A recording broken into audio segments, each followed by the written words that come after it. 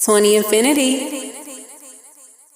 96.7 The Beat, the A's, hip hop, and R&B. I am Moran, the man. You tuned in to another episode of 20 Infinity Live, and this is our first official 4-4 spotlight segment. And I have somebody in the building that's going to do us the honors. He goes by the name of Jetson or Jet. I can't do his tag for him because, I just don't do it no justice. How you living, bro? I'm good, man. You good? Yeah, So extra good. You doing really good? Extra good. Extra good. So, man, how does it feel for you to be on this journey as a producer? Because, your name and your tag has been getting around basically for a while. I mean, it feels good to be getting the recognition now. Mm-hmm. It feels great, but it's like more pressure now because it's like I got something to prove. So it's not just me getting recognition; it's actually building like an empire. Absolutely. So it's like more pressure now. For sure. Deeper than the beats. Yeah, way deeper. Mhm. Way deeper than music. Absolutely. So you come from South Carolina? Yep. South Columbia. Carolina, yes. So how does it feel to be repping for a place that honestly to the world most people maybe not be familiar with? Because it's like anytime South Carolina in recent memories, like anytime y'all about to like brink on something big, something happen, like a tragedy or something happen. I mean, it feel good because I know I'm built for it. Mm. You feel what I'm saying? So I feel good that I'm finally in a position to where I can stamp it. Mm-hmm. You know what I mean? Because I'm not going to drop the ball. Absolutely not. So it feel good to rep South Carolina and be one of the pioneers and actually pushing the movement forward. So, because a few years back, y'all had the boy Speaker Knockers, and then the unfortunate Peace Speaker Knockers, man. yes, R.I.P. Speaker Knockers. As a producer, did that affect you or the creative community in any type of way? Yeah, honestly, like Speaker Knockers definitely is what really like turned me up. To be all the way honest with you, it was like he was kind of like the first person that my generation really saw come from 0 to 100, well, almost to 100. So it was kind of like, all right, that gave me and my folks hope. Like, all right, you know what, we can do this all the way. So when bruh died, I just turned up. Absolutely. For sure, like all the way. So other than Speaker Knockers, who are some of your musical inspirations? I say, I mean, I got a lot of musical inspiration. I think music, period, like the music game, period, is like an inspiration to me in itself because every time I see it elevate and things change, it just motivate me to go times 10. So I say the music game, period. But as far as like artists and producers, I say like Ryan Leslie was like one of the first people to kind of like make me really want to make beats. Absolutely. So let me guess. Have you ever seen the video of Ryan Leslie making a dick? Yup. That's what made me make beats to keep it all the way real with you, bro. Like I was on YouTube, I watched all them videos.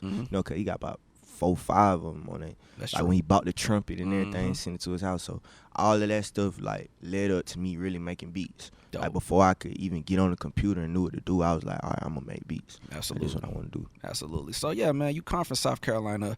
How did you make the transition to Atlanta? Did you just say, "Yo, I'm just leaving"? Were you in school? Like, what made you come to Atlanta? Honestly, I moved. I went to school for 1 year. I dropped out, and I was like staying with my girlfriend or whatever. Me and her had broke up, so I had moved back with my mama. And I was like, man, I was going back to my mama's house. I was like, man, I'm out of here. I'm like, I'm finna just run up my money and I'm gone. But when I ran up my money, I was like, it's not no point in me. I didn't save up all this money. I'm like, I ain't finna take this money and move to a spot here. I've been staying here my whole life. I was like, I'm just gonna go to Atlanta. Right. So me and my boy Savani we just ran it up for like 2 months. And I just moved straight to Atlanta. Dope. What was that grind like? Because, as a producer, we're all in the entertainment industry, but we know that from the outside looking in, people think that this is easier than what it is. So what was that grind like for you, really getting it out the mud? It was hard, but it was, I liked it, to be honest, because I like being an underdog. Like, I like proving something. I'm a Leo, so, I'm very prideful.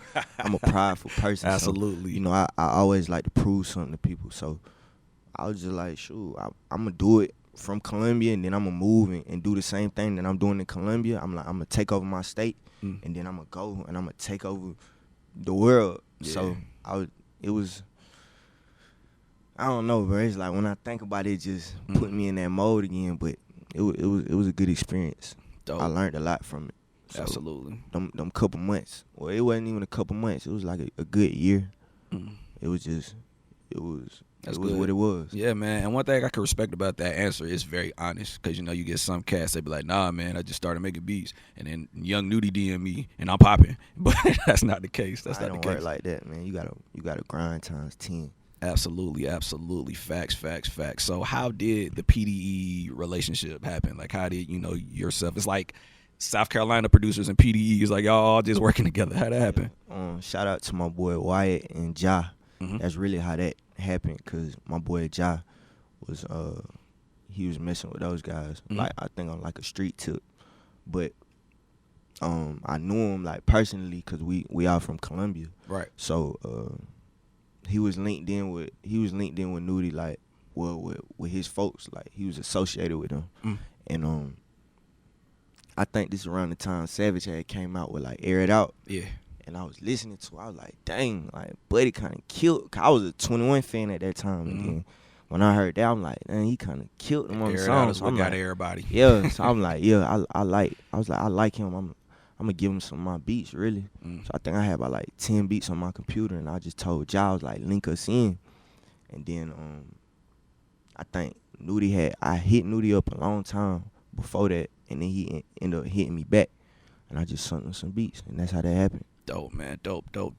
So as we stated earlier, you have 100% been moving and shaking. And to my knowledge, you were one of the few producers who were invited to the Dreamville session. Yeah, for sure. And they are slowly but surely starting to release songs from that epic session. Shout out to Dreamville. Absolutely. So from your perspective, what was it like for you being in that type of environment, working with a whole bunch of dope artists and producers? I mean, it was a good experience. It just showed me, like, okay, it's people who still care about music. You know what I'm saying? Like, really just music, period. Right. Like, you feel me? Like, you got a lot of people who in it for the clout and the money, but when I was there, it was really like music vibes. Right. You feel me? Like, they was really in there, like, listening to songs and just critiquing each other. It was just cool.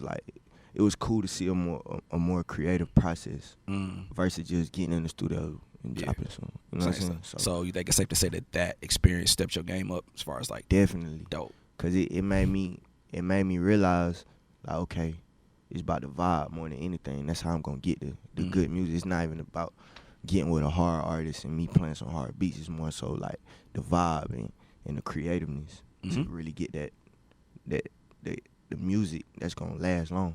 Dope. So that, you know, you said vibe more than anything. That leads us to your hit song that you got right now that you can't go anywhere without hearing it. Suge, DaBaby, the Carolinas, the Linked Up. Y'all got y'all hit. How does it feel for you? Well, first of all, how did you and DaBaby link up initially? How did that happen?